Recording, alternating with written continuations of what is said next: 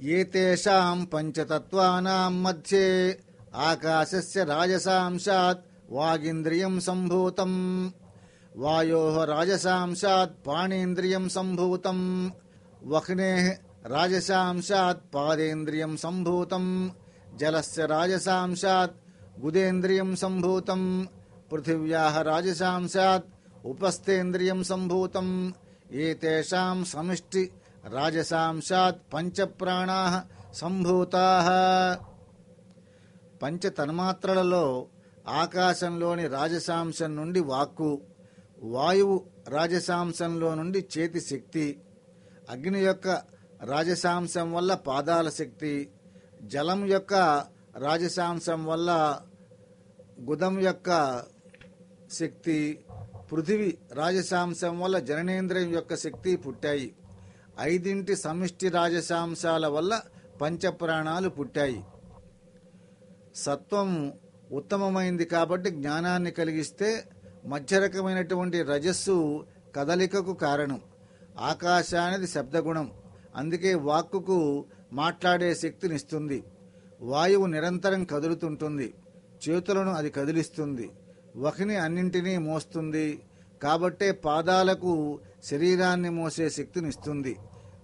జలం పైనుండి క్రిందకి పడే స్వభావం కలిగింది, అందుకని మలమూత్రాలను కిందికి విసర్జించే శక్తిని గుదానికి ఇస్తుంది. పృథివి గట్టి పదార్థం, మట్టికి చెందిన బీజాన్ని పురుషుడి శరీరంలో నుండి స్త్రీ శరీరంలోకి పంపే శక్తిని ఇస్తుంది. వీటన్నింటి యొక్క సమిష్టి రాజసాంశం శరీరాన్ని నిలబెట్టే పంచప్రాణాలను సృష్టిస్తుంది. ఇలా జీవుల్లోని సూక్ష్మ శరీరం పంచ తన్మాత్రల యొక్క సాత్విక రాజసాంశాల వల్ల కలిగింది. ఏతేషాం పంచతత్వానాం తామసాంశాత్ పంచీకృత పంచతత్వాని భవంతి. ఈ పంచతత్వాల తామసాంశాల నుండి పంచీకరణ జరిగి పంచమహాభూతాలు పుడతాయి.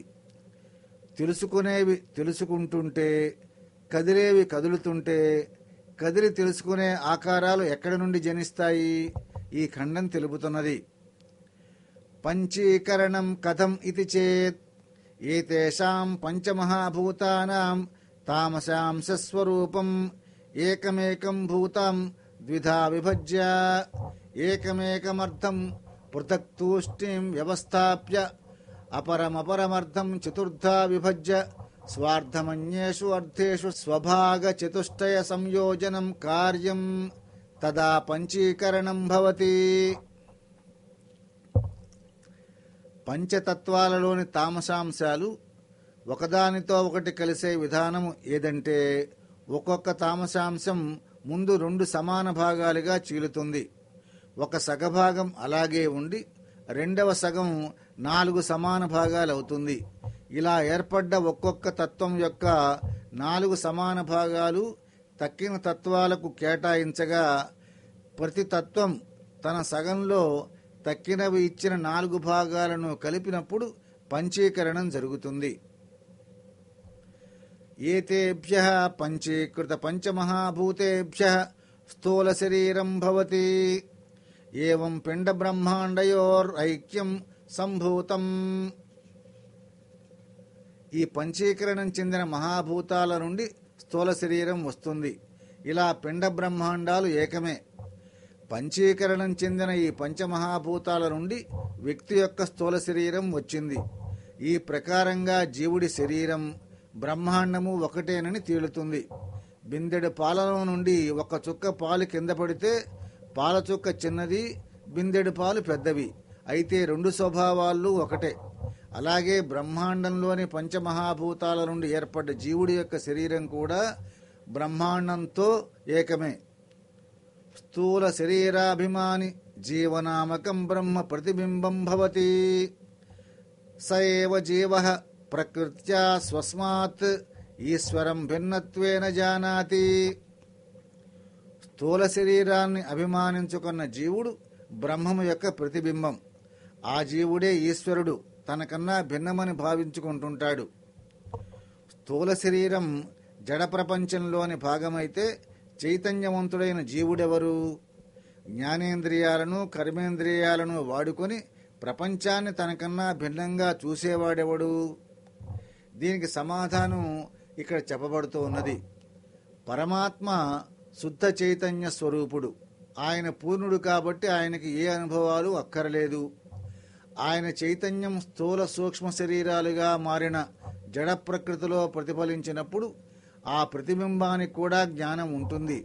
అయితే అద్దం సరిగ్గా లేనప్పుడు ప్రతిబింబం ఎలా చెడిపోతుందో అలాగే అనంతమైన పరమాత్మ చైతన్యం దోషాలతో కూడిన ప్రకృతిలో ప్రతిబింబించినప్పుడు ప్రతిబింబం దోషాలతో కనిపిస్తుంది. ఈ దోషభూయిష్టమైన ప్రతిబింబమే స్థూల శరీరం. తాను అనుకొని ప్రపంచాన్ని చూస్తూ తను చూసే ప్రపంచాన్ని సృష్టి చేసి పాలించేవాడు ఈశ్వరుడని అనుకుంటుంది. ఇది కేవలం జీవుడి దోషం వల్లనే కలుగుతుంది. అవిద్యోపాధి సన్ ఆత్మా జీవ ఇత్యుచ్యతే, మాయోపాధి సన్ ఈశ్వర ఇత్యుచ్యతే.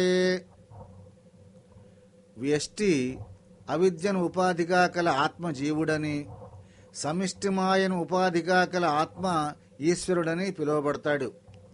వ్యష్టి అయిన అవిద్య వల్ల కలిగింది స్థూల శరీరం. దాన్ని అభిమానించుకోగానే సమిష్టి అయిన ప్రపంచం, దాన్ని సృష్టి చేసిన ఈశ్వరుడు అనే భావం ఆత్మకు కలుగుతాయి. ఈశ్వరుడంటే సమిష్టి మాయను కలిగిన వాడనే భావం జీవునిదే. ఏవం ఉపాధి భేదాత్ జీవేశ్వర భేద దృష్టి యావత్ పర్యంతం తిష్టతి.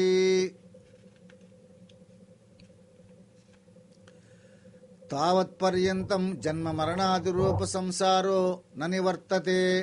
తస్మాత్ కారణాత్ న జీవేశ్వరయోర్భేద బుద్ధి స్వీకార్య. ఈ ప్రకారంగా ఉపాధుల్లోని తేడాల కారణంగా జీవేశ్వరుల భేదబుద్ధి ఎంతవరకు ఉంటుందో అంతవరకు జనన మరణాలతో కూడిన సంసారం వదిలిపోదు. అందువల్ల జీవేశ్వరుల భేదబుద్ధి స్వీకరింపదగింది కాదు.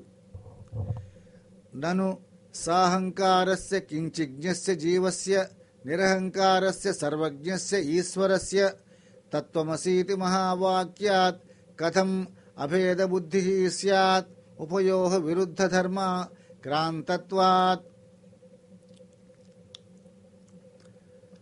అహంకారి అయి అల్పజ్ఞానం కలిగిన జీవుడికి, నిరహంకారి సర్వజ్ఞానం కలిగిన ఈశ్వరుడికి మధ్య విరుద్ధ ధర్మాలుండగా తత్వమసి మహావాక్యం వల్ల ఏకత్వం ఎలా సిద్ధిస్తుంది? ఇది చేన్న స్థూల సూక్ష్మ శరీరాభిమాని త్వం పద వాచ్యార్థః ఉపాధి వినిర్ముక్తం సమాధి దశా సంపన్నం శుద్ధ చైతన్యం త్వం పద లక్ష్యార్థః. ఏవం సర్వజ్ఞత్వాది విశిష్టః ఈశ్వరః తత్పదవాచ్యార్థః.